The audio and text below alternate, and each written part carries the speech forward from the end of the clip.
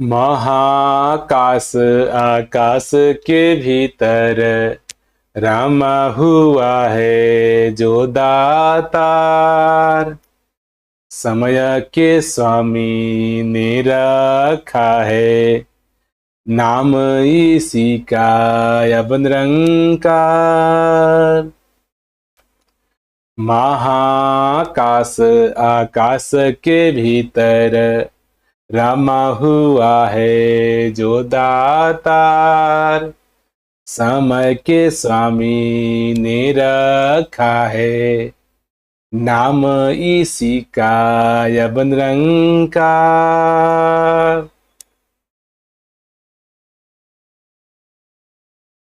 इस पूरे संसार में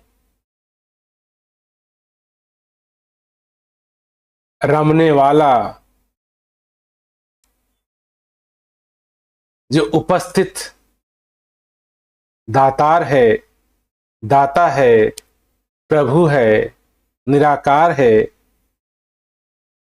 इसी को इस समय के मालिक ने, गुरु ने, सतगुरु ने शब्द निरंकार से अंकित किया है। तो ये वाणी यही समझाना चाह रही है कि ये जो पूरा आकाश और ये पूरा महाआकाश जो भी सोच सकते हैं, उन सभी के बीच में एक रूप से, समान रूप से हर जगह जो रोम रोम में रम रहा है, ये जो दातार है, ये जो प्रभु है, ये जो परमात्मा है, जो समय का रहबर होता है, समय का गुरु होता है, जो समय का सदगुरु होता है, उसको भी अपने एक नामों द्वारा इंगित करने का प्रयास करता है। तो इस समय के रहबर जो सदगुरु गुरु ने इसी रमे हुए दातार को, रमे हुए परमात्मा को निरंकार शब्द से भी इंकित करता है। निरंकार अर्थात निराकार परमात्मा ही।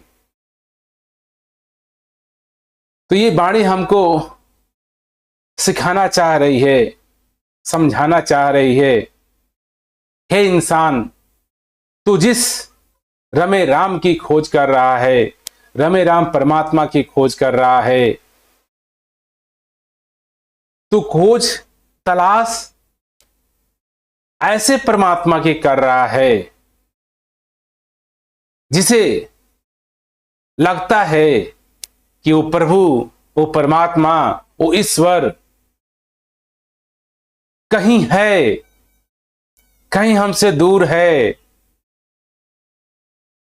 आज पूरे संसार में नाना प्रकार के गतिविधियों के द्वारा, धार्मिक मजहबों के द्वारा, मंदिरों मस्जिदों के द्वारा, गुरुद्वारे चर्च के द्वारा इंसान ये प्रयत्न कर रहा है कि वो प्रभु परमात्मा के साथ उसकी प्रार्थना हो जाए, प्रभु परमात्मा से वो मिल जाए, प्रभु परमात्मा को याद करे, प्रभु परमात्मा की को आदर सत्कार करे। ऐसा इस संसार में भाग दौड़ मची हुई है। हर कोई, हर इंसान किसी न किसी प्रकार से, किसी न किसी तरीके से, किसी न किसी माध्यम से एक ऐसे गतिविधियों में उलझा हुआ है जिसको प्रार्थना कहा जाता है, जिसको पूजा कहा जाता है। ये अधिकतर शायद इसमें दास का मानना है कि हम सभी क्यों ऐसे गतिविधियों में उपलब्ध हैं कि मुझे प्रार्थना करनी है, मुझे ईश्वर की पूजा करनी है, मुझे वंदना करना है, मुझे इसको याद करना है, मुझे इसकी सुमिरन करनी है। ये विचार करें कि मेरे जीवन में, हर इंसान के जीवन में ये क्यों हो रहा है, ऐसा क्यों इंसान कर रहा है। कभी प्रश्न नहीं उठाते कभी पूछते ही नहीं। पीढ़ी दर पीढ़ी ये गतिविधियां, ये क्रियाकलाप, ये कर्म कांड के नाम पे गतिविधियां होती चली जा रही हैं और आज भी हो रही हैं। नाना प्रकार के घरों में आप जाते हैं तो एक बच्चा छोटा सा पैदा हुआ है, उसको माता पिता सिखाते हैं कि लोटा ले लो, मंदिर में चले जाओ। कई बार सुबह सुबह देखता है लोगों को अपने गलियों में, अपने रास्तों में, कोई लोटा लेके, कोई मस्जिद लेकर के, कोई नाना प्रकार के सामग्री, पूजा थाल फूल लेकर के मंदिरों की तरफ रवाना हो जाते हैं और मंदिर से पूजा अर्चना कर करके अपने घर में आ जाते हैं। फिर वही सारे दिन के दिनचर्या काम में लग जाते हैं। तो जैसे इंसान के जीवन में दिनचर्या के सारे काम हैं, नहाना धोना, खाना, बिजनेस करना, पैसे कमाना, ये करना वो करना, स्कूल जाना, पढ़ाना लिखाना, जो भी नाना प्रकार के मेरे काम हैं, उसी तरह से हम इंसानों ने इस क्रियाकलाप को भी एक अपने जीवन का अंग बना दिया है। और सारे नाना प्रकार के कामों का तो मकसद समझ में आ जाता है कि मैं स्कूल जा रहा हूं, मुझे विद्या सीखना है, मैं स्कूल जा रहा हूं, एज ए टीचर मुझे पढ़ाना है, मैं एज ए बिजनेसमैन अपने ऑफिस जा रहा हूं, एज ए इंजीनियर मैं ऑफिस जा रहा हूं, मुझे कुछ काम करना है, मुझे कुछ वर्क पूरा करना है, उसे मुझे तो हर उसके पीछे मकसद है कि इसको करने से मुझे तनख्वाह मिलेगी, रुपया मिलेगा, धन मिलेगा, पैसा मिलेगा, जिससे मेरे जीवन के जो आम तौर की गतिविधियों चलाने के लिए रोटी कपड़ा मकान चाहिए, उसकी पूर्ति होती है। यहां तक तो सार्थक मुझे नजर आता है, समझ में भी आता है। लेकिन जब बात आ जाती है इन सारे पूजा पाठ, क्रियाकलाप, कर्म धर्म के नाम पे जो गतिविधियां हो रही है, कोई इंसान एक बात को प्रश्न नहीं करता कि मैं सुबह उठ के लोटा उठा के मंदिर में क्यों जाता हूं। पूछो तो नाना प्रकार के जवाब भी उनके पास हैं। कोई कहता है ये रीति रिवाज है, माता पिता करते आए हैं, उनके माता पिता करते आए हैं, सुबह उठ करके मंदिर चले जाना, सुबह उठ करके पूजा कर लेना, सुबह उठ करके प्रार्थना गीता पढ़ लेना, सुबह उठ करके रामायण पढ़ लेना, सुबह उठ करके धार्मिक पुस्तकों भजनों को सुन लेना। ये गतिविधियां हो गई, ये रीति रिवाज है। नाना प्रकार से सालों दर साल, पीढ़ियों दर पीढ़ियों ये गतिविधि चली आ रही है, तो मैं भी कर रहा हूं। कुछ लोगों का ये जवाब होता है कि ये इतने लोग दुनिया में कर रहे हैं इसीलिए मैं कर रहा हूं, सालों सालों से हो रहा है, कुछ ना कुछ कारण होगा तो मैं कर रहा हूं, दुनिया कर रही है तो इसलिए मैं कर रहा हूं। कई लोगों के पास जवाब होता है कि मैं शायद ये शांति के लिए कर रहा हूं, सुकून के लिए कर रहा हूं, आनंद के लिए कर रहा हूं। अगर बचपन से मैं ये पूजा पाठ शांति के लिए कर रहा हूं, सुकून के लिए कर रहा हूं, तो क्या एक बार प्रश्न बनता है, क्या मेरे जीवन में सुकून आ गया? क्या मेरे जीवन में शांति आ गई? क्या मेरे जीवन में आनंद आ गया? जीवन तो दिखने में लगता ही नहीं कि सुकून वाला जीवन है, आनंद वाला जीवन है। आज लाखों लाखों सालों से पूजा पाठ के माध्यम से, कर्म धर्म के माध्यम से इस संसार में इंसान धार्मिक होने की दौड़ में लगा हुआ है। इन लाखों लाखों सालों के इस क्रियाकलाप को, पूजा पाठ, मंदिर अर्चना, प्रार्थना, गुरुद्वारे का आउटकम क्या निकला, रिजल्ट क्या निकला, आज मैं संसार में जहां भी देखते हैं, जहां भी न्यूज देखिए, समाचार देखिए, टेलीविजन देखिए, इंटरनेट देखिए, सिर्फ समाचार आपको मिलते हैं हिंसा के, दंगा के, फसाद के, लड़ाई के। ऐसा क्या है हमारे इन सदियों सदियों सालों से कर्म कांड के नाम पे, पूजा पाठ के नाम पे, जो मकसद था कि मेरे जीवन में चैन आएगा, अमन आएगा, सुकून आएगा, हम मिलजुल करके रहेंगे, ऐसा तो दिखने में नहीं आता। जब ऐसा दिखने में नहीं आता तो एक बार हम पीछे हट करके एक बार प्रश्न नहीं खड़ा करते कि शायद जो मैं पूजा पाठ के नाम पर, धर्म के नाम पर, प्रार्थना के नाम पर गतिविधियां कर रहा हूं, कर्म कांड कर रहा हूं, शायद उसमें कोई कमी तो नहीं, शायद वो सही ढंग तो नहीं, शायद वो गलत तरीका तो नहीं। एक बार मेरे अंदर से हिम्मत, ये ताकत नहीं खड़ी हो जाती कि मैं जो सालों सालों से रीति रिवाज के नाम पर पीढ़ी दर पीढ़ी जो गतिविधियां होती आ रही है उसको रोक पाऊं, उसको ब्रेक कर पाऊं, उसको चेंज कर पाऊं, उसको चैलेंज कर पाऊं, ये जहन में ही नहीं उठता, ये ध्यान में ही नहीं उठता कि मैं अपनी परंपरा, अपनी रीति रिवाजों को से हट के, तोड़ के कोई नया रास्ता अपना लूं। ये साहस नहीं, एक मन में डर है कि पूरे संसार के लोग कर रहे हैं तो मुझे करना चाहिए। क्यों कर रहे हैं किसी को नहीं पता, पूरे संसार किए जा रहा है तो हम भी किए जा रहे हैं। अधिकतर दास देखता है कि जो धर्म के नाम पे, पूजा के नाम पे, प्रार्थना के नाम पे, वंदना के नाम पे जो गतिविधियां हो रही हैं, अधिकतर हो या तो डर से, दिखावे के लिए, अहंकार के लिए हो रही हैं। मैं दिखाना चाहता हूं कि मैं सुबह उठ जाता हूं और मंदिर, मस्जिद, गुरुद्वारे चला जाता हूं। ये मुझे अपने परिवार को दिखाना है, मुझे अपने पड़ोसी को दिखाना है, मुझे अपने संसार के लोगों को दिखाना है। कई लोग तो इसी वजह से ये प्रार्थना, ये वंदना करते हैं।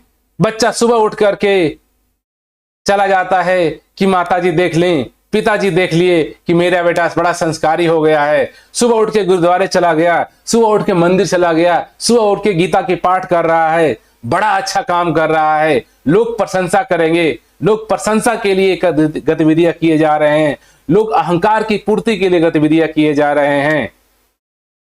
नाना प्रकार के आप देखेंगे तो हमको इसका आंसर मिलता है कि हम कर क्यों रहे हैं। आप विचार करिए, क्या प्रभु परमात्मा की वंदना करना इसके लिए जरूरी है कि मेरे माता पिता कहें कि हाँ ये अच्छा लड़का है, ये संस्कारी लड़का है, इसके लिए मैं गतिविधियां कर रहा हूं, या समाज कहे कि ये धार्मिक है, ये आस्तिक है, क्या इसके लिए मैं गतिविधियां कर रहा हूं? क्या मुझे खुद को लगे कि मैं धार्मिक हूं? क्या मुझे खुद को लगे कि मैं तो पूजा पाठ करता हूं, मैं प्रार्थना करता हूं परमात्मा की, अपने अहंकार को की तृप्ति के लिए मैं कर रहा हूं? क्या कारण है, क्या वजह है? दास अक्सर मित्रों से डिस्कशन करके, वार्तालाप करके ये समझने का प्रयास करता है, और जहां तक यही जवाब हर मित्रों से मिलता है जितने से दास डिस्कस किया है, बात किया है। किसी से पूछ लो कि वो प्रार्थना क्यों करता है, मंदिर क्यों जाता है, मस्जिद क्यों जाता है, चर्च क्यों जाता है, गुरुद्वारे क्यों जाता है, गीता क्यों पढ़ता है, रामायण क्यों पढ़ता है, महाभारत क्यों पढ़ता है, बाइबल क्यों पढ़ता है, कुरान क्यों पढ़ता है? सबके उत्तर एक ही तरह के मिलते हैं।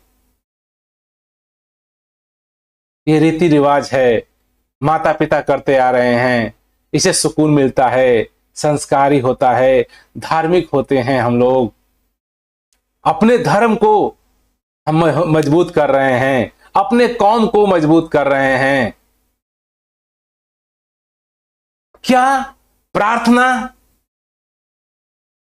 प्रभु की आराधना इसलिए बनाई गई है कि मेरी कामनाएं पूरी हो जाएं, मेरे अहंकार की तृप्ति हो जाए, मैं धार्मिक हो जाऊं, मुझे लोग अच्छा कहें, मुझे लोग संस्कारी कहें, मुझे लोग धार्मिक कहें, लोग मेरी बात माने, लोग मुझे सुने। क्या यही मेरा मकसद है?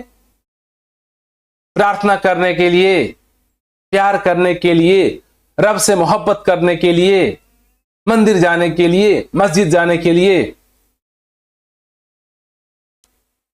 कभी जहन में ही नहीं आता।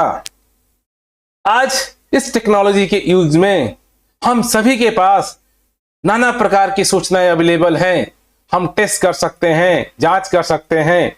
आज रिजल्ट ओरिएंटेड युग है, आज रिजल्ट ओरिएंटेड इन्वायरमेंट चल रहा है, आज के युग में भी, इस एरा में भी हम ये नहीं देख पा रहे हैं कि मेरा रिजल्ट काम का क्या हो रहा है। उस रिजल्ट के बेस पे मैं एक्शन नहीं ले पा रहा हूं।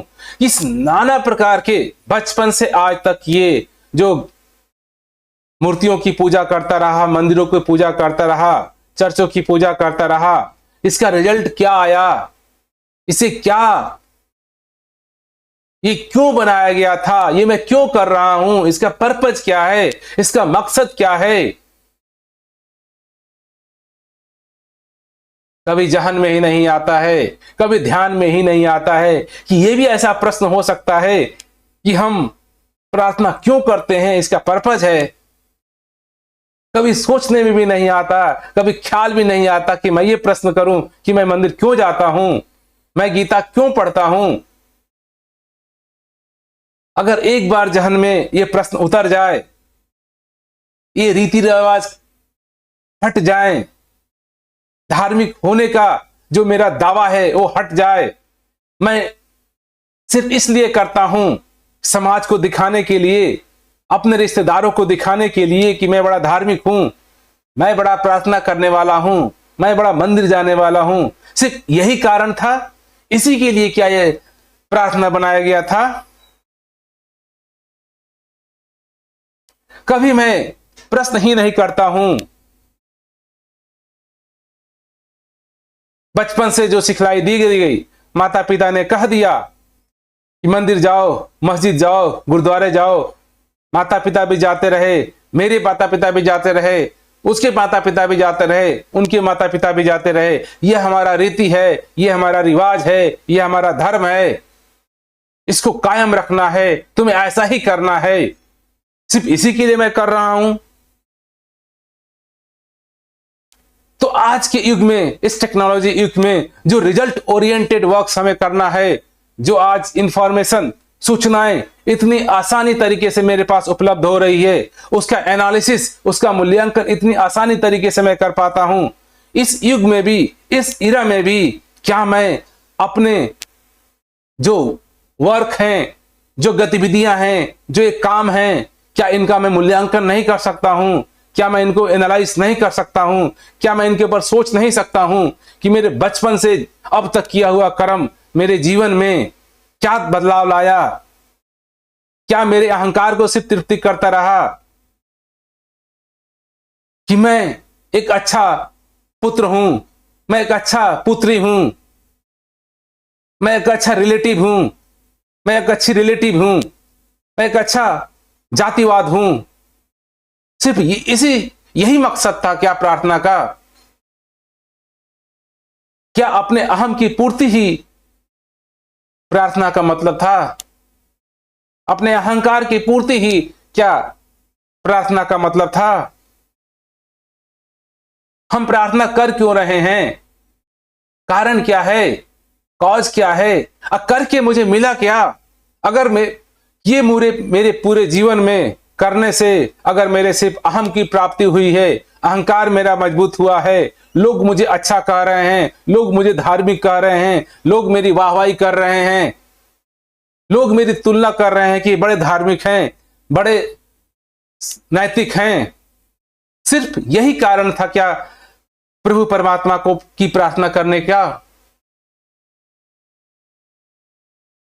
एक बार जहन में ध्यान नहीं आता, ख्याल नहीं आता, प्रश्न नहीं खड़ा करते हैं कि मैं कर क्या रहा हूं, ये करना कैसे है, किया किसको जाता है?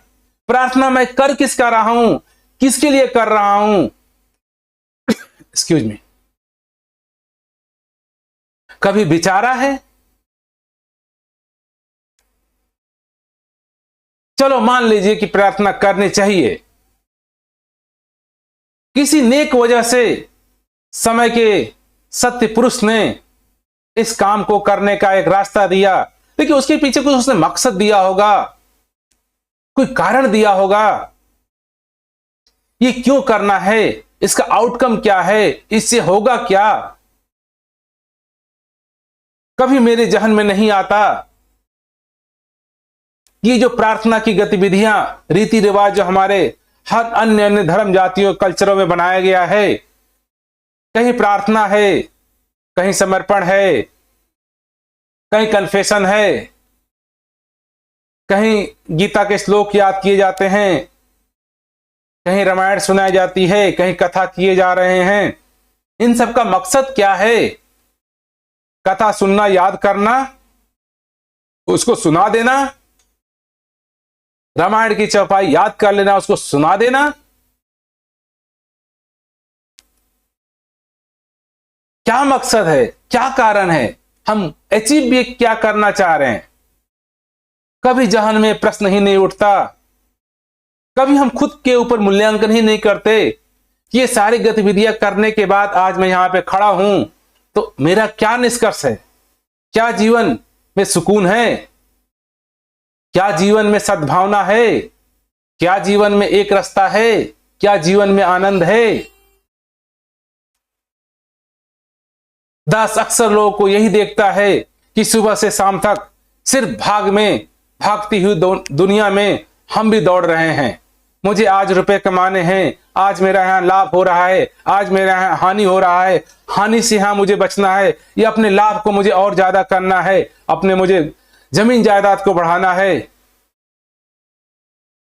हमें अच्छे अच्छे बस चाहिए, अच्छे अच्छे खाना चाहिए, अच्छे अच्छे महल मटारियां चाहिए। क्या यही मकसद है प्रार्थना का? प्रार्थना का मकसद क्या है? हम पहले तो एक बार जान लें, सोच लें, समझ लें। अगर वो मकसद मेरे प्रार्थना से, मेरी गतिविधियों से, मेरे काम से नहीं हो रहा है तो शायद वो रास्ता बदलने की जरूरत है, शायद वो काम छोड़ने की जरूरत है, शायद दूसरा रास्ता निकालने की जरूरत है, शायद कुछ करने की जरूरत नहीं। जब तक हम मूल्यांकन नहीं करेंगे, जब तक हम सोचेंगे नहीं, अगला निर्णय क्या ले सकते हैं कि मुझे रास्ता बदलना है, मुझे पथ बदलना है, मुझे दूसरे तरीके से प्रयास करना है, कि प्रयास ही नहीं करना है, ये कुछ करने की जरूरत है भी कि नहीं है, प्रार्थना करनी चाहिए कि नहीं चाहिए। ये सारे नाना प्रकार के प्रश्न तभी आ सकते हैं जब मैं अपने जीवन का मूल्यांकन करूं कि मेरे जीवन में जो भी मैं गतिविधियां कर रहा हूं, धर्म के नाम पे, कर्म के नाम पे, रीति रिवाज के नाम पे, धार्मिक के नाम पे, आस्तिक के नाम पे, क्या ये रीति रिवाज, कर्म कांड, गतिविधियां जरूरत है भी कि नहीं है? क्योंकि आज पिछले लाखों लाखों सालों से पीढ़ी दर लोग करते आए। आज का समाज कैसा है? क्या दिख रहा है आपको? आप कैसे हैं? वातावरण कैसा है? माहौल कैसा है? दुनिया कैसी है? इस दुनिया को देख करके जो पिछले लाखों लाखों सालों से धार्मिक बनी हुई है, प्रार्थना करती आ रही है, अर्चनाएं करती आ रही है, उन सब का आज रिजल्ट, पिछले लाखों सालों का रिजल्ट क्या है? क्या आज हमारे दुनिया में चैन है, सुकून है, अमन है? जिसके नाम पे ये कर्म कांड किए जाते हैं, जिसके नाम से पूजा पाठ की जाती है कि आपको सुकून मिलेगा, आपको चैन मिलेगा, आपको अमन मिलेगा, आपको सद्भाव मिलेगा, आपको एक सा व्यवहार दुनिया में मिलेगा, हम सब भाई भाई बन के एक संसार में रहेंगे, एक परिवार, संसार मेरा एक परिवार होगा। ये मकसद दिए जाते हैं हमको, ये मकसद समझाए जाते हैं कि आपको इसलिए करना है। ठीक है, ये मकसद बहुत अच्छा है कि हमारे जीवन में सद्भाव हो, हमारे जीवन में मिलवर्तन हो, हमारे जीवन में एक जैसा देखने की क्षमता हो, हम सब एक माने, हम सब एक हो जाएं, हम परिवार की तरह रहें, खुशी से रहें, आनंद से रहें। ये सारे ऑब्जेक्टिव मकसद अगर धर्म के हैं तो मुबारक हैं, लेकिन आज की दृष्टि में, आज के जगत में अगर हम संसार को देखते हैं तो संसार एक परिवार तो नहीं नजर आता, संसार में हम सब भाई तो नहीं नजर आते, संसार में एक मत तो नहीं है, संसार में सद्भाव तो नहीं दिख रहा है। तो जिस मकसद से ये धर्म की सारी प्रक्रिया हर धर्म के लोगों ने स्टार्ट की, आज हमें मूल्यांकन करने की जरूरत है, आज हमें सोचने की जरूरत है। अगर इतने सालों सालों से अगर ये गतिविधियां कर करके जीवन में वो बदलाव नहीं दिख रहा है, संसार में वो बदलाव नहीं दिख रहा है, अपनापन नहीं दिख रहा है, सुकून नहीं दिख रहा है, तो एक बार हमें विचार करना चाहिए जिसकी वजह से हम प्रार्थना कर रहे हैं, चाहे जिस तरीके से कर रहे हैं, या तरीका गलत है, या प्रार्थना करने की विधि गलत है, या प्रार्थना करना है कि नहीं करना है, या दूसरे तरीके से करना है। कुछ तो कंक्लूजन निकाले हैं, कुछ तो विचार करें। ये आज का समाज पिछले लाखों लाखों सालों के प्रयत्न से, उनके कर्म धर्म से, उनके पूजा पाठ के वंदना से आज बना हुआ है। और आज का समाज जो अभी दिख रहा है, ये उनका धार्मिक संस्थाओं का, जातियों का, पातियों का पूजा पाठ अर्चना वंदना का फल है आज का समाज। तो ये फल कैसा है? जैसा उपेक्षा की गई थी, जैसी इच्छा की गई थी, जैसा हमने सोचा था, जिस आशय से पूजा पाठ कर्म धर्म प्रार्थना की गई, वो आशय क्या पूरा हो गया? क्या ये फल है आज का संसार, पूरा मानव समाज? क्या मैं इसको फल मान सकता हूं? अगर ये फल ऐसा है जिसमें रोज लड़ाई दंगे फसाद, एक मानव दूसरे मानव को काटे जा रहा है, जलाया जा रहा है, एक जात दूसरे जात से नफरत किए जा रही है, एक मजहब दूसरे मजहब को गिराया जा रहा है, ये समाज कैसा है? जैसा कल्पना की गई थी वैसा ही है? अगर ये कल्पना से बाहर है तो इसका मतलब कि जो भी हमने गतिविधियां किया, जो भी क्रियाकलाप किया, शायद वो सही नहीं था, शायद वो तरीका सही नहीं था, या वो करना था कि नहीं करना था। इस पे प्रश्न खड़ा करने की जरूरत है, सोचने की जरूरत है। जो जो इंसानों ने अपने समय पे ये मूल्यांकन किया,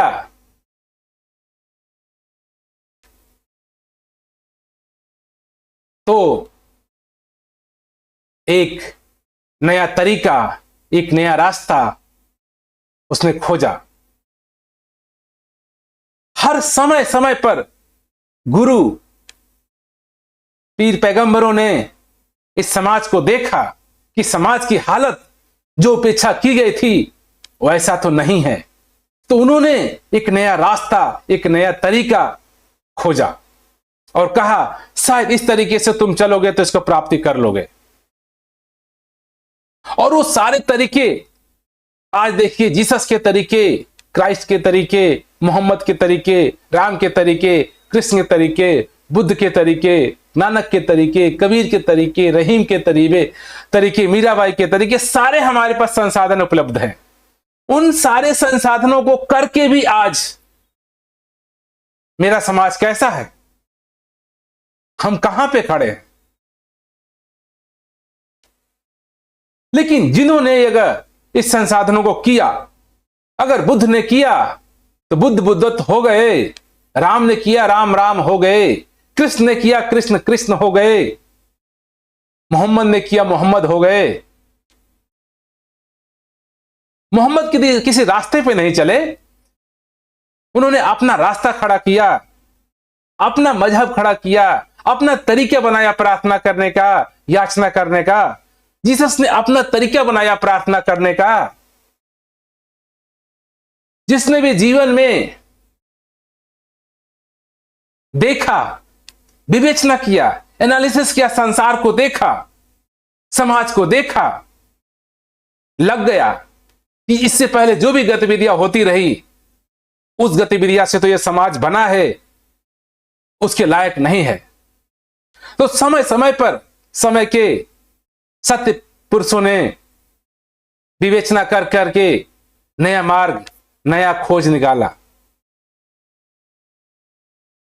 तो हमें भी आज अपने आप को विवेचना करना है, अपने लाखों लाखों कर्मों के हमारे जीवन को हमें देखना है, क्या मेरा जीवन सत्य पुरुषों के मार्ग पर है या नहीं। अगर नहीं तो मुझे भी एक नया कदम, एक नया रास्ता, एक नया प्रयास, एक नया खोज उत्पन्न करना चाहिए, विचार करना चाहिए, सोचना चाहिए, अपनाना चाहिए। पुराने रास्तों को, क्या बुद्ध ने पुराने रास्ते तरीकों को अपनाया बुद्धत्व प्राप्त करने के लिए? नहीं। क्या राम ने पुराने रास्तों को अपनाया बुद्धत्व प्राप्त करने के लिए? क्या जीसस से पहले क्या किसी ईसाई धर्म को था कि जो उन्होंने माना और फॉलो किया? मोहम्मद साहब से पहले कौन से रीति रिवाज, कौन से कर्म कांड मोहम्मद साहब ने किए? क्राइस्ट ने कौन से प्रार्थना की? और आज हम हैं इन नाना प्रकार के सत्य महापुरुषों के जीवन को पढ़ करके एक क्रियाकलाप बना दिए हैं। हम हर सभी को अपना रास्ता, अपना प्रार्थना स्वयं करनी होती है। मुझे स्वयं प्रार्थना होना है, जैसे बुद्ध ने स्वयं की प्राप्ति की, जीसस ने स्वयं की प्राप्ति की, राम ने स्वयं की प्राप्ति की। आज मुझे भी जरूरत है स्वयं के बोध की, अपने बुद्धत्व की, अपने राम के होने की। तो दास का कहने का भाव यही है कि हम जिस तरीके से प्रभु परमात्मा की हम प्रार्थना, याचना कर रहे हैं, मेरे जहन में एक ऐसा ख्याल बन गया है कि प्रभु परमात्मा एक इंसान होगा। क्योंकि हम इंसान हैं तो हमें लगता है कि जो श्रेष्ठ पुरुष, शक्तिशाली पुरुष ही होगा। इसीलिए हमारे जहन में, हमारे कल्पनाओं में प्रभु परमात्मा की मूर्तियां, आकृतियां मनुष्य के रूप में दिखाई जाती हैं, मनुष्य के रूप में बनाई जाती हैं। आप विचार करिए, क्या परमात्मा, क्या प्रभु, क्या ईश्वर सिर्फ मनुष्य हो सकता है? क्या मनुष्य परमात्मा हो सकता है? अगर मनुष्य मान लेते परमात्मा है तो हर जीव जंतु में अपने परमात्मा हो जाएंगे। पेड़ों के अपने एक सुंदर पेड़ परमात्मा होगा, जानवरों के आप एक सुंदर जानवर परमात्मा होगा। तो ये पहली धारणा मेरी, पहली कल्पना मेरी कि परमात्मा कोई और है जिसको मैं नहीं जानता हूं। ऐसा हमें प्रतीत होता है, ऐसा हमें बताया गया है, ऐसा हमें सिखाया गया है कि परमात्मा कोई है, ऐसा है जो तुझसे अलग है, तू नहीं है। कहीं एक very very powerful, very strong, सब कुछ करने वाला, सारे सुखों का मालिक है, सब कुछ यूं का चुटकी बजाते ही कर देता है। ऐसा कोई कल्पना हमारे माता पिता ने, धर्म शास्त्रों ने, गुरुओं ने, कर्म कांडों ने, मंदिर मस्जिदों ने करा दिया है। और मेरे जहन में एक ऐसा भाव बन गया है कि परमात्मा अर्थात कोई ऐसा है जिसकी मैं प्रार्थना कर रहा हूं, जिसकी मैं वंदना कर रहा हूं, जो शायद मैं कैसे बताऊं, कैसे आप खुद कल्पना करिए कि आप परमात्मा को, भगवान को क्या मानते हैं। भगवान कुछ है ऐसा आपको प्रतीत होता है, ऐसा लगता है।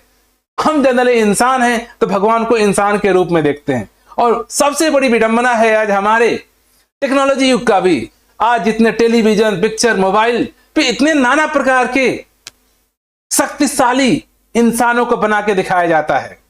और मुझे कल्पना होती है कि ऐसा कोई इंसान होगा, ऐसा कोई शरीर होगा जिसको मैं परमात्मा कहता हूं, शायद उसकी प्रार्थना को मैं कर रहा हूं कि वो मुझे एकाध शक्तियां दे दे, मुझे एकाध आशीर्वाद दे दे कि मेरे पास भी वो धन आ जाए, मेरे पास भी वो पावर आ जाए।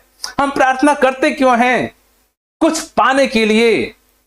कि एक बार विचार करिए कि हम प्रार्थना करते ही क्यों हैं?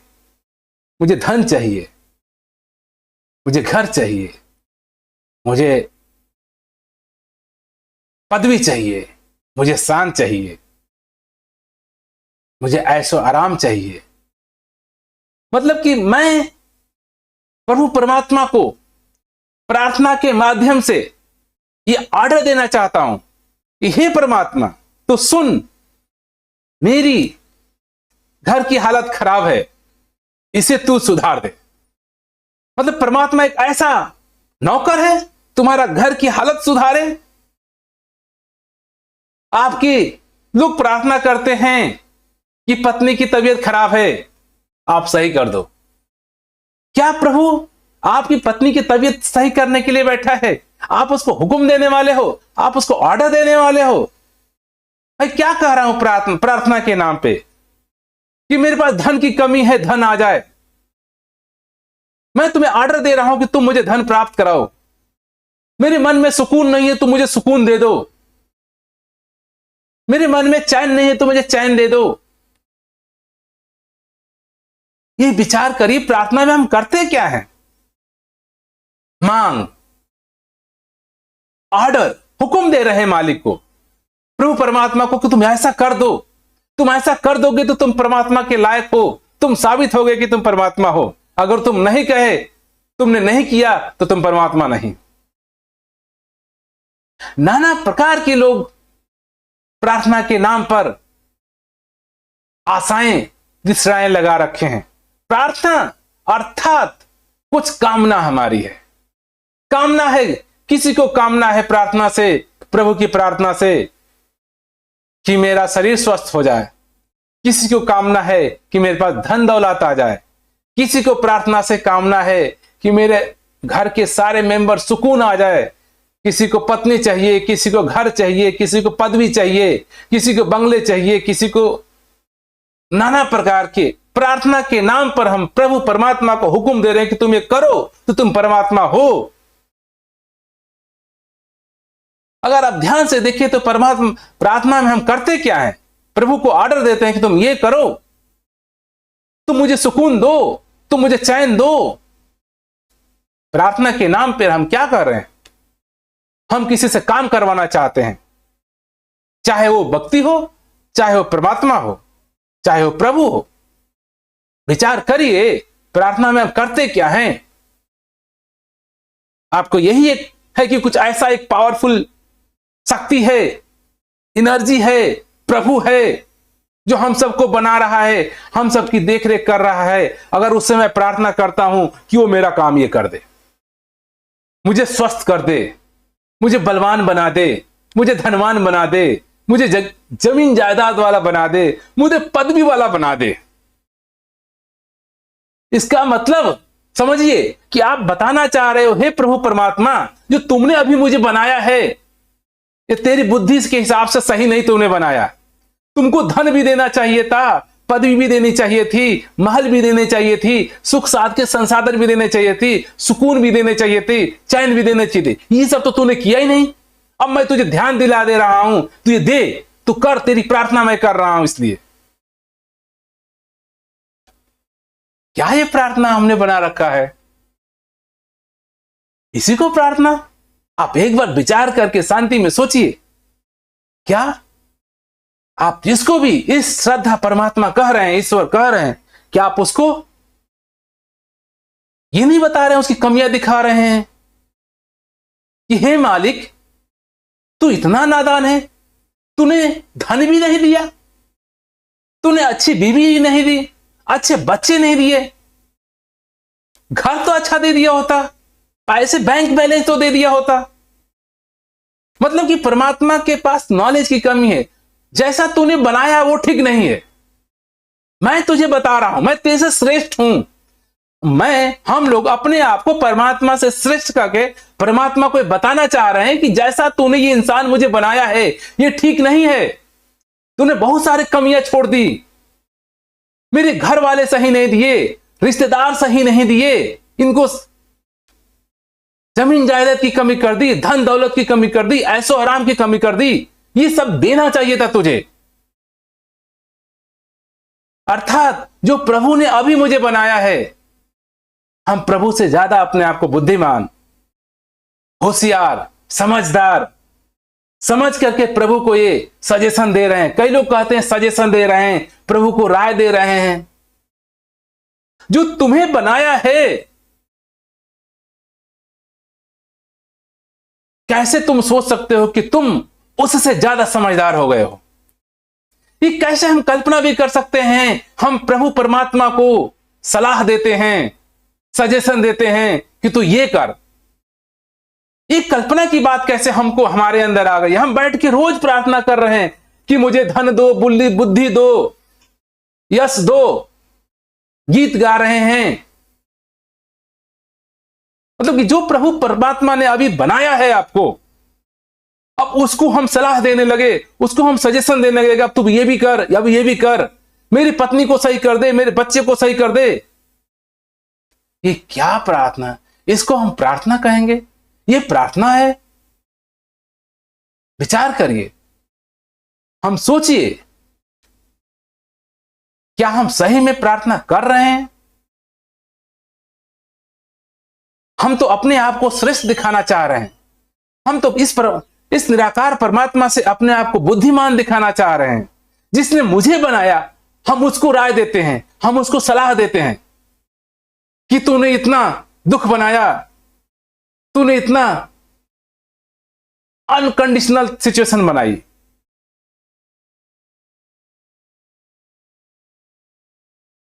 इन सबको संत महात्मा, सत्य पुरुष सिर्फ और सिर्फ अज्ञानी कहते हैं। हम सब अज्ञानी हैं, अपने आप में कुछ भी सोच लिए हैं, कल्पना कर लिए हैं, मान लिए हैं। हमने अपने कल्पना में ही भगवान खड़ा कर दिया है। हमने अपने कल्पना में एक नया भगवान खड़ा कर दिया है। शायद है नहीं, लेकिन ये जो भगवान परमात्मा, राम, ईश्वर, जीसस के नाम पे भगवान हमने खड़े कर दिए हैं, ये सिर्फ हमारी कल्पना है, हमारी एक झूठी धारणा है। और ये धारणा सालों सालों से धार्मिक गुरुओं ने, पुजारियों ने, पंडितों ने इसको फैला दिया है।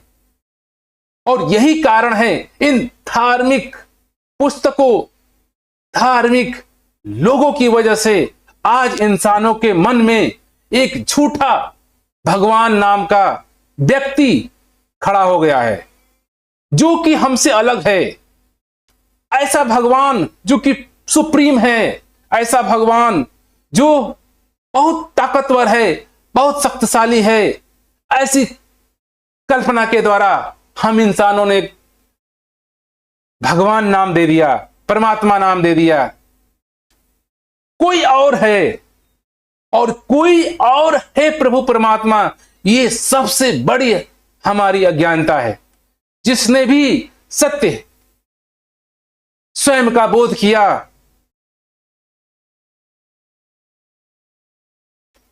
उन्होंने कहा, उन्होंने समझाया हमको, तत्वमसि, तुमसे अलग दुनिया में कुछ भी नहीं,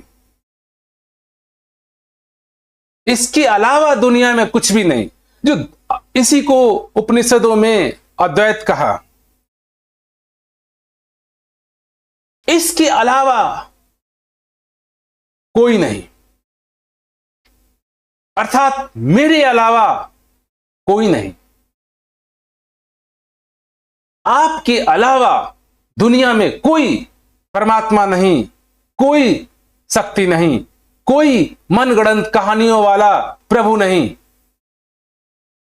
कोई ऐसा प्रभु नहीं जिसके पास बहुत ताकत हो, सारे सुखों का खजाना हो, जैसे कहे धन धन आ गया, ऐसे कहे महल महल आ गया। ये सिर्फ मेरी कल्पनाएं हैं, ये सिर्फ मेरी स्वर्ग की पूरी कल्पनाएं हैं, आलसपन की सारी कल्पनाएं हैं। मनुष्य कुछ करना नहीं चाहता और उसको से बचने के लिए उसने आलस्य के नाम पे, ये सारे प्रार्थना के नाम पे, पूजा पाठ के नाम पे, कर्म कांड के नाम पे ये गतिविधियां खड़ा कर दिया कि तू प्रार्थना कर सब मिल जाएगा तुझे, कोई और दे देगा। दुनिया में कोई है नहीं, लेकिन ये कल्पना कर दी गई कि तुझे कोई प्रभु देगा, परमात्मा देगा। ये सबसे बड़ी हमारी विडंबना है कि हमसे हटके, मेरे से हटके कोई और प्रभु परमात्मा है। इतनी बड़ी अज्ञान, इतना बड़ा झूठा, इतना बड़ा अंधकार मेरे जीवन में है। कभी मेरे जहन में ध्यान ही नहीं आता, ख्याल ही नहीं आता कि मैं जो अभी तक अपने आप को अलग, परमात्मा को अलग करके मानता हूं, सुनता हूं, पढ़ता हूं, ये झूठा है, ये गलत है। ये कहने की हिम्मत ही नहीं है मेरे अंदर कि मैं कह पाऊं कि ये परमात्मा, ये प्रभु, ये ईश्वर जो मुझसे अलग है, बड़े पावरफुल है, शक्तिफुल है, जिसकी मैं प्रार्थना करता हूं, जिसकी मैं याद करता हूं, जिसकी मैं वंदना करता हूं, झूठा है। ये साहस नहीं मेरे अंदर कहने के लिए कि मैं कह पाऊं।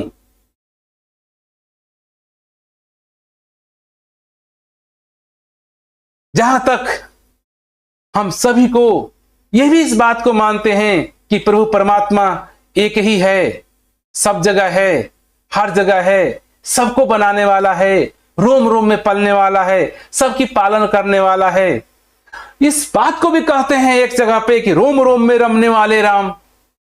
जब रोम रोम में रंग रहा है तो उस रोम में क्या आप नहीं आते हो? क्या आप उस रोम के अंदर नहीं हो? क्या आपसे अलग परमात्मा है?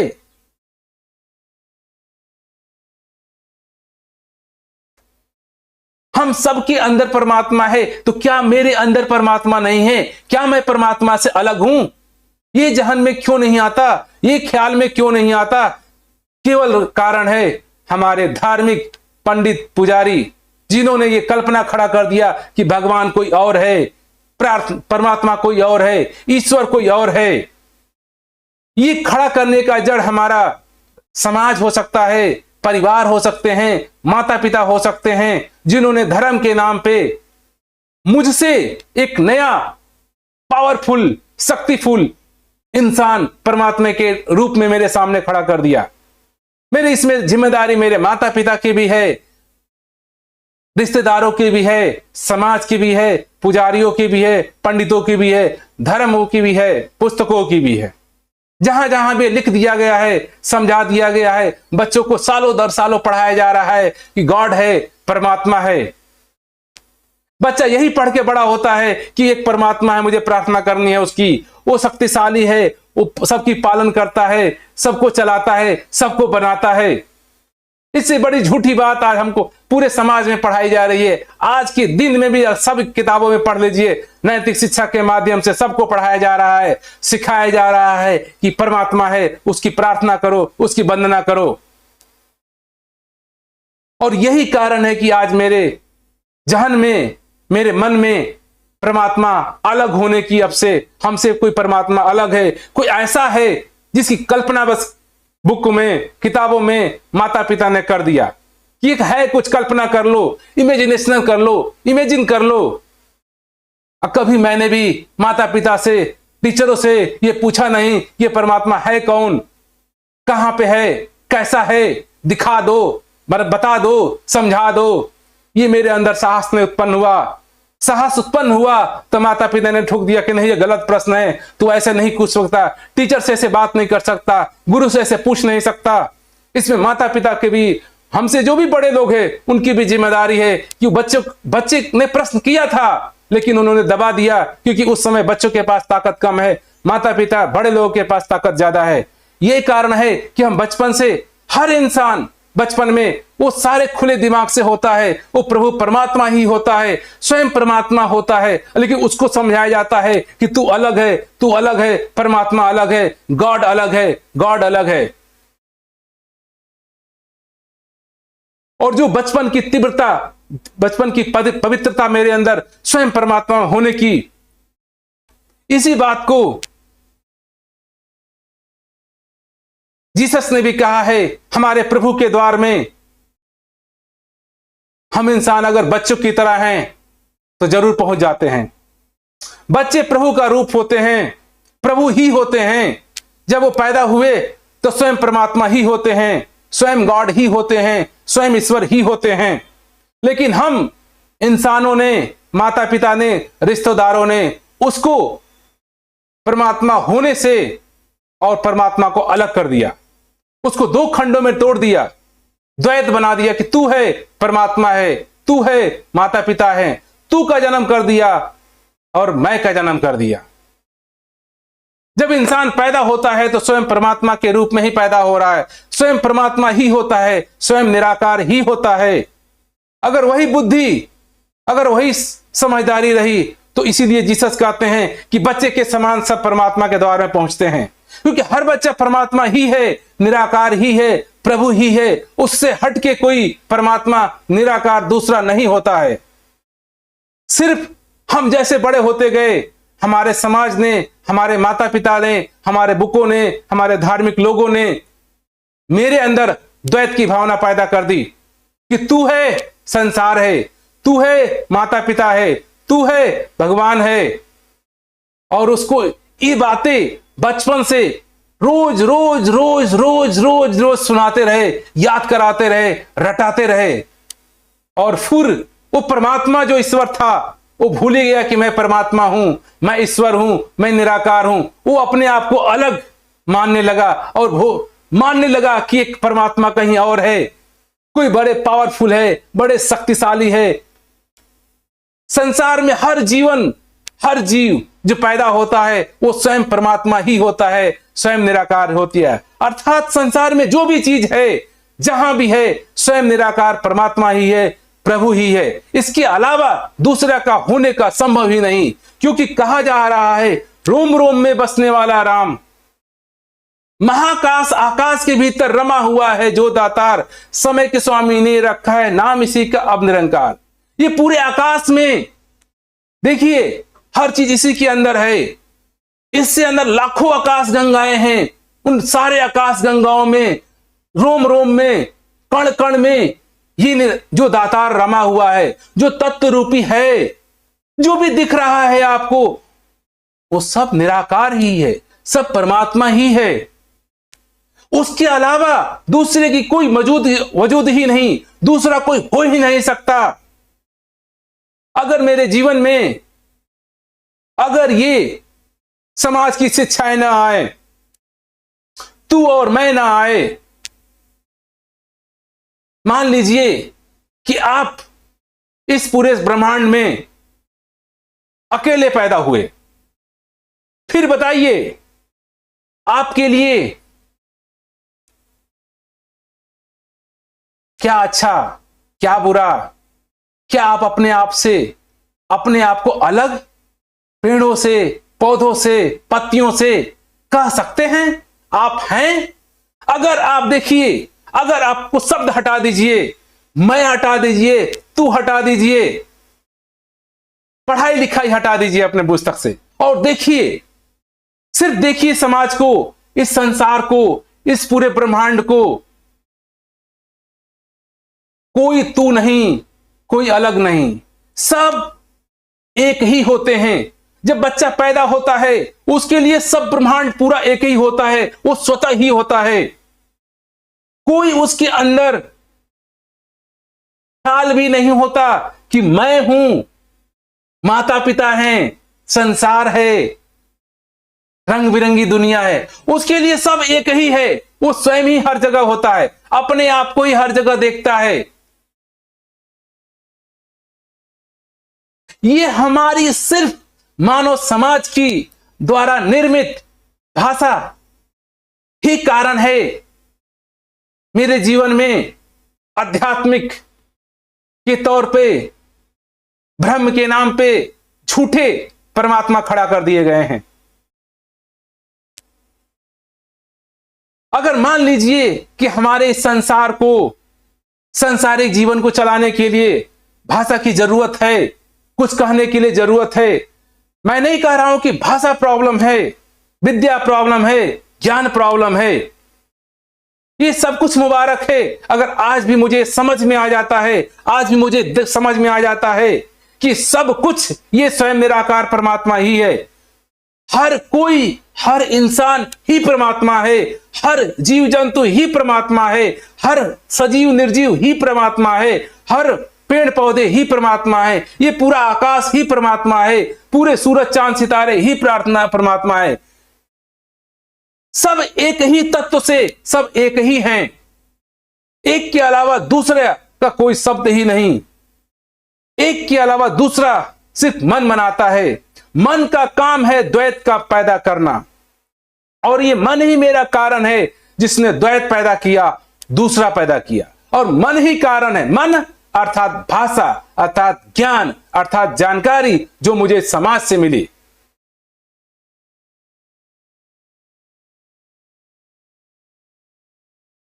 तो ये जो मन के रूप में द्वैत मेरे पास है, जिस दिन मुझे इस मन की भी समझ में आ जाए कि मन का काम है चीजों को अलग अलग करके दिखाना, मन के पास इतनी ताकत नहीं, क्षमता नहीं कि चीजों को एक करके देख पाए। कुछ चीजें मन की आंखों से छूट जाती है, उसे दूसरा कह देता है। और यही कारण रहा कि हम परमात्मा को दूसरा कह देते हैं। इस संसार में एक छोटे से कंकड़ को, पत्थर को उठा लीजिए, उसको भी मेरी आंखें मेरी एक बार में नहीं देख पाती, उसको आधा ही देख पाती। तो एक तरफ उजाला, एक तरफ अंधेरा जो नहीं है। अगर पूरे संसार में जो दिन हो रहा है, रात हो रहा है, ये मन की देन है। जब उसे दिखता है तो दिन मानता है, जब नहीं दिखता है तो रात मानता है। इस ब्रह्मांड की दृष्टि से, सूरज की दृष्टि से क्या दिन है क्या रात है? वो तो रोशनी रोशनी ही है। अगर इसी तरह से पूरे ब्रह्मांड की दृष्टि से देखेंगे तो हर जीव एक ही है, कोई दूसरा नहीं। इसी को ये वाणी कह रही है, महाकाश, आकाश के भीतर रमा हुआ है जो दातार। ये जो मुझे आकाश दिख रहा है, इसके रोम रोम में ये स्वयं निराकार परमात्मा ही समाया हुआ है, उपलब्ध है। और इससे सारी वस्तुएं जो मुझे दिख रही हैं, सब परमात्मा की ही रूप है। इसीलिए कई बार वाणियों में कहा जाता है, तेरा रूप है ये संसार। ये निराकार परमात्मा का रूप पूरा संसार ही है। ये स्वयं इसका रूप है।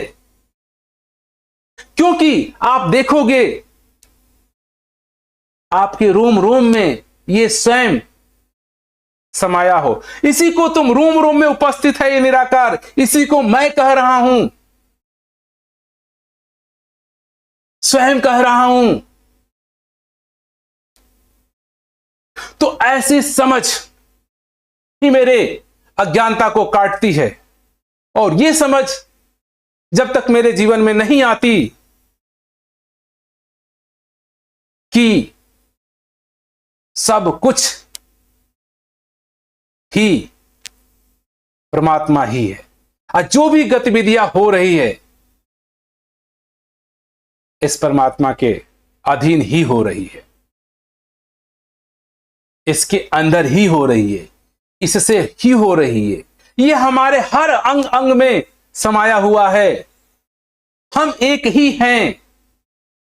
कई बार दास उदाहरण देता है अपने हाथों का, आंखों का, पैरों का। हमारे अलग अलग हाथ हैं लेकिन ये अलग अलग नहीं हैं। मैं एक ही हूं। मेरी 2 आंखें हैं तो मैं 2 थोड़ा हो गया, 2 कान हैं तो 2 थोड़ा हो गया, मेरी 10 उंगलियां हैं तो मैं 10 उंगलियां थोड़ा हो गया। हाँ, 10 उंगलियां भी हूं, 2 आंख भी हूं, 2 कान भी हूं। कहने के 2 तरीके हैं। हम एक तरीके से देखें तो पूरा ब्रह्मांड एक ही तत्व, एकत्व, अद्वैत, एक निराकार से है। दूसरे तरीके से देखें तो जो सारी चीजें हैं अलग अलग के रूप में दिख रही हैं, वो सब ये निराकार परमात्मा ही है, उसी का रूप है, उसी का अलग अलग रूप है। कई बार दास उदाहरण देता है पानी का, बर्फ का, गैस का, लिक्विड का। तत्व रूप में जल पानी ही है, उसको मैं फ्रिज में गर्म कर देता हूं तो सॉलिड हो जाता है, बर्फ बन जाता है, और उसी को एक टेम्परेचर पे गर्म कर दूं तो गर्म हो जाता है, और उसी को ज्यादा गर्म कर दूं तो भाप बच जाता है। अब एक ही पानी भाप भी है, एक ही पानी गर्म भी है, एक ही पानी ठंडा भी है, एक ही पानी बर्फ भी है। उसके नाना प्रकार के रूप हैं, है तो तब तत्व रूप से वो पानी ही। इसी प्रकार ये पूरा ब्रह्मांड इसी एक निराकार तत्व, जिसको परमात्मा कहिए, प्रभु कहिए, ईश्वर कहिए, गॉड कहिए, उसी से रचा हुआ है। उसी के अलग अलग फॉर्म है, कहीं सूरज है, कहीं चंद्रमा है, कहीं धरती है, कहीं पेड़ पौधे हैं, कहीं आकाश है, कहीं इंसान है। इंसान भी परमात्मा का रूप है। लेकिन इस बात को हमारे धर्म शास्त्रों ने, गुरुओं ने, पंडितों ने सच्चाई को छुपा करके और यह पढ़ाई पढ़ा दी कि भगवान कोई और है और तू कोई और है, तू पापी है, वो पुण्यात्मा है, तू वो नाना प्रकार को परिभाषित कर दिया इंसानों को। तो दास यही कहना चाहेगा कि आप जहां हैं बिल्कुल मुबारक हैं, आप बिल्कुल सही हैं। बस ये समझ जाएं कि हम सब, पूरा संसार ही निराकारमय है, परमात्मा है। स्वयं आप अपने आप के परमात्मा हो। किसी और की आपको न पूजा करनी है, न पाठ करनी है, न वंदना करनी है, न प्रार्थना करनी है। ये बोध आ जाए कि परमात्मा स्वयं हर जगह रोम रोम में समाया हुआ है, मेरे अंग अंग में है, तो किसकी प्रार्थना, किसकी याद? सिर्फ ये जागृति हो जाए, सिर्फ ये बोध हो जाए, सिर्फ ये अवेयरनेस आ जाए मेरे जीवन में, उसके बाद आपको कोई भी कर्म कांड, गतिविधियां करने की जरूरत नहीं। सब ये स्वतः होता ही है। सिर्फ मैं झूठा लेबल लगा देता हूं कि मैं अपने आप को पाल रहा हूं, अपने बच्चों को पाल रहा हूं, मैं रिश्तेदारों को पाल रहा हूं, मैं कमा रहा हूं, मैं नौकरी कर रहा हूं। आपको लगता है कि आप कुछ करते हैं? एक झूठा अभिमान हमने पैदा कर दिया। यह अभिमान पैदा भी ये हमारे भाषा की देन है, समाज की देन है कि मैं करता हूं। आज देखिए एक जीव जंतुओं में जहां भाषा का इतना विकास नहीं हुआ, वो भी एक घर पैदा करती है, घर बनाती है, अंडे देती है, बच्चे पैदा करती है। कभी वो दावा नहीं करती कि मैं करती हूं, मैं तुम्हें पाल ले। वो स्वतः ये निराकार परमात्मा की वजह से ये सारी गतिविधियां हो रही हैं। एक मछली देखिए लाखों लाखों बच्चे पैदा करती है, वो कहती है कि मैं पैदा कर रही हूं, तुमको पाल रही हूं, तुमको पोस रही हूं, तुमको जिला रही हूं, तुमको खिला रही हूं। ये सिर्फ इंसानों ने एक मैं करता हूं, मैंने करने का भाव, ये भाषा उत्पन्न कर दी, लैंग्वेज उत्पन्न कर दिया, मन पैदा कर दिया, मन में अपना आ गया, मैं आ गया, तू आ गया, करना आ गया। सिर्फ ये हमारा भ्रम है। अगर आप सच्चाई से अपने शरीर में, कई बार दास उदाहरण देता है, आप देखो आप अपने शरीर को चलाने के लिए, जिंदा रखने के लिए क्या करते हो? क्या आप सांसें लेते हो तो जिंदा हो, कि अपने आप सांसें चलती है? क्या आप अपने आप को बड़ा करने के लिए क्या करते हो? छोटे थे तो बड़े हो गए, क्या किए? बड़े से बड़े हो गए, क्या किए? क्या तुमने फ्रूट्स बनाए, तुमने पेड़ बनाए, क्या तुमने दूध बनाए? रोटी खाया, तुमने ब्लड आ गया और एनर्जी, शरीर बढ़ता जा रहा है। स्वतः शरीर बढ़ रहा है, दिन पर दिन शरीर में बदलाव हो रहा है। क्या मैं करता हूं शरीर के अंदर बदलाव? क्या मैं कर सकता हूं? अगर मैं कर सकता तो शरीर को मैं रोक सकता हूं, क्योंकि मैं अपने शरीर के ऊपर ही, मेरे जब कंट्रोल नहीं है, ना मैं बालों को रोक सकता हूं, ना आंखों की रोशनी चली जाती है रोक पा रहा हूं। जवानी हो गई, बुढ़ापा आ जाएगा, रोक पाऊंगा? शरीर मृत्यु हो जाएगी, रोक पाऊंगा? मैं क्या कर सकता हूं जब अपने शरीर के लिए, जो मेरा सबसे प्यारा, सबसे क्लोजेस्ट है, मैं इसके अपने हाथों के लिए, पैरों के लिए, आंखों के लिए कुछ भी नहीं कर सकता। स्वतः सब कुछ हो रहा है। फिर कैसे हो सकता है कि मैं बच्चों को पाल रहा हूं, परिवार को पाल रहा हूं, समाज को पाल रहा हूं? ये सारी गतिविधियां स्वतः होती हैं, ऑटोमेटिक होती हैं। करने वाला ये स्वयं निराकार परमात्मा ही है। हम उसके ऊपर एक लेबल लगा देते हैं, ठप्पा लगा देते हैं कि मैंने किया। लोग कहते हैं कि मैंने तुम्हें पैदा किया, माता पिता कहते हैं कि मैंने तुम्हें पैदा किया। बताइए, आपने बच्चे को पैदा किया, अब क्या किए बच्चे को पैदा करने में? क्या उसका हाथ बनाए, पैर बनाए, क्या बनाए? आप विचार करिए, क्या पैदा किए? स्वतः पैदा हुआ।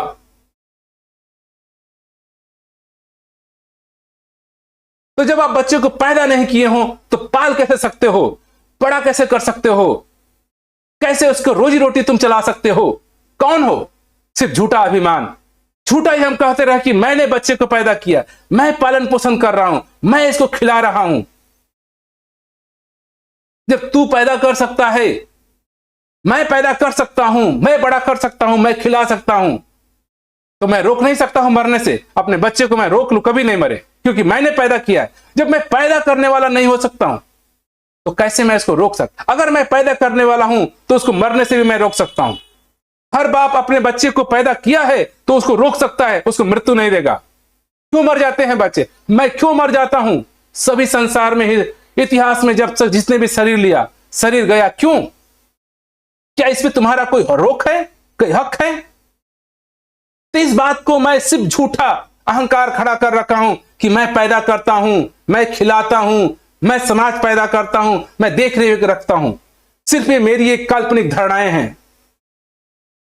आप ध्यान से विचार करोगे तो आप मात्र एक साधन हो। ये प्रभु परमात्मा आपसे करा देता है, आपको करना ही पड़ेगा।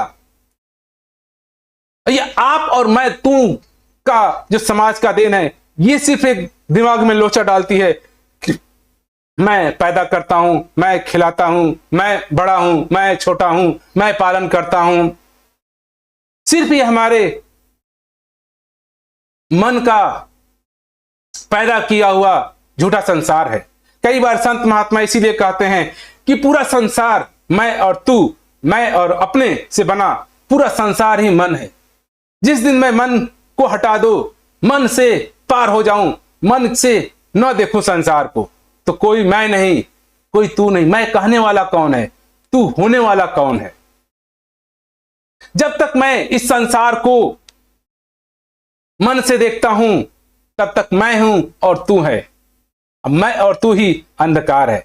जिस दिन मैं मन से पार चाहता हूं, मन के बिना, भाषा के बिना, शब्द के बिना जब इस संसार को देखता हूं तो स्वतः ये निराकार ही दिखता है, और इस निराकार के अलावा दूसरा कुछ भी है नहीं। निराकार के ही अलग नाना प्रकार के रूप मुझे दिखते हैं, निराकार के ही नाना प्रकार की आकृतियां मुझे दिखती हैं। सिर्फ मैं देख सकता हूं, पूरे संसार को, पूरे जीवन को, पूरे सृष्टि को आनंद ले सकता हूं, क्योंकि सिर्फ भाषा ने कहा कि मैं और तू अलग हो गया। अगर जिस दिन भाषा नहीं होती, जिस दिन ये तू नहीं होता, तो मैं का भाव नहीं आता। ये दोनों एक दूसरे के पूरक हैं। जब से बच्चा पैदा हुआ, लोगों को देखना शुरू किया कि ये है, ये है, ये है, और उनके मन में भाव पैदा हो गया, ये तू है तो मैं भी हो सकता हूं। माता पिता बचपन से सिखाते हैं, ये तेरे मापा है, तेरे मम्मी है, तेरे मापा है, तेरे चाचा है, तेरे मौसा है, तेरे तेरे का भाव पैदा कर दिया, उसने मेरे पैदा हो गया। ये सिर्फ मन का दिया हुआ झूठा शब्द है। इसीलिए संत महात्मा कहते हैं, मन चित्त बुद्धि से परे है देखा, कोटि कोटि प्रणाम तुम्हें। ये परमात्मा, ये अध्यात्म मन का सौदा नहीं है। और आज संसार में हम धर्म को, प्रार्थना को, पूजा को मन की दृष्टि से देखना चाहते हैं, मन से समझना चाहते हैं, मन से सिद्ध करना चाहते हैं। मन से लोग पूछते हैं कि मैं परमात्मा को सिद्ध कर दूं। मन प्रभु परमात्मा का बनाया हुआ है, भाषा इंसानों की देन है। वो कैसे भाषा बनाने वाले को, इंसान को बनाने वाले को सिद्ध कर सकती है? तो इसीलिए संत महात्मा कहते हैं, मन चित्त बुद्धि से परे है देखा। ये मन और चित्त बुद्धि से देखा ही नहीं जाता, जाना ही नहीं जाता। जिस दिन मैं अपने मन चित्त बुद्धि से ऊपर उठता हूं और उसके बाद जो दिखता है वो सिर्फ सिर्फ ये निराकार परमात्मा ही होता है। इस परमात्मा के अलावा संसार में, जगत में दूसरा कुछ भी नहीं। अगर आप देखो, महसूस करो, फील करो, बिना भाषा के, बिना लैंग्वेज के। मन मेरे हिसाब से, दास के हिसाब से, मन सिर्फ एक भाषा है, एक लैंग्वेज है, जो भी आप जानते हो। अगर वो भाषा, लैंग्वेज हटा दो और उसके बाद इस संसार को देखोगे तो ना संसार में कोई हरा है, ना पीला है, ना रंग है, ना ऊंचा है, ना नीचा है, ना एक है, ना दो है। एक दो कहने के लिए भाषा चाहिए, मन चाहिए। तो ये वाणी यही समझाना चाह रही है कि महाकाश, आकाश के भीतर रमा हुआ है जो दातार, समय के स्वामी ने रखा है नाम इसी का अब निरंकार। अब देखिए, ये पूरा आकाश है, इसी आकाश में पूरा सूरज, चांद, सितारे, वैज्ञानिक कहते हैं जो ये आकाश है, इस ऐसे ही आकाश लाखों महा आकाश हैं, लाखों ऐसे आकाश गंगाएं हैं। उन सारे आकाश गंगाओं में ये जो तत्व रूपी निराकार है, इसी तरह से रोम रोम, कण कण में बैसा हुआ है। और उस रोम में मैं भी आता हूं, आप भी आते हैं, सब लोग आते हैं। तो जब रोम रोम इसी से बना है, यही है, तो हम सब स्वयं निराकार परमात्मा ही है, अलग नहीं है, दूसरा है नहीं। अद्वैत इसीलिए कहा जाता है। द्वैत मन का काम है, अद्वैत परमात्मा। तो हम सभी जब भी मन से जीते हैं तो मेरे लिए पूरा संसार है। संसार मतलब नाना प्रकार के, ऊपर नीचे, अच्छा बुरा, खेल दौड़, हार जीत, जन्म मृत्यु, ये सारा संसार है। जन्मना, मरना, पैदा होना, कष्ट उठाना, सुख दुख, लाभ, अच्छा बुरा, करना ना करना, ये सब मेरे मन का संसार है। अब प्रभु परमात्मा ये निराकार मन का सौदा नहीं है। इसीलिए कहा जाता है तन और मन और ये पूरा धन तू है नहीं। जब ये मैं हूं नहीं तो किस बात की समस्या है? मैं ये स्वयं निराकार परमात्मा ही हूं। अपने इस स्वरूप को, स्वभाव का बोध होना ही जीवन है। और इसी को ये वाणी कह रही है, महाकाश आकाश के भीतर रमा हुआ है जो दातार, समय के स्वामी ने रखा है नाम इसी का अब निरंकार। इसीलिए दास इसको निराकार परमात्मा कह रहा है। हम सब निराकार परमात्मा ही है, परमात्मा कोई और दूसरा नहीं हो सकता है। ये अगर मन से जिएंगे तो सारा संसार है, बिना मन से जिएंगे, मन के पार जाते हैं तो आप भगवान ही होते हैं, आप निराकार ही होते हैं, आप परमात्मा ही होते हैं। हम सभी प्रयास करें कि मन मेरे पास एक साधन है, मन को एक साधन की तरह इस्तेमाल करते हुए इस संसार को निराकार की दृष्टि से हर जगह, हर में, अपने में, सब में इस निराकार परमात्मा को ही देखते देखते देखते जीवन का आनंद ले।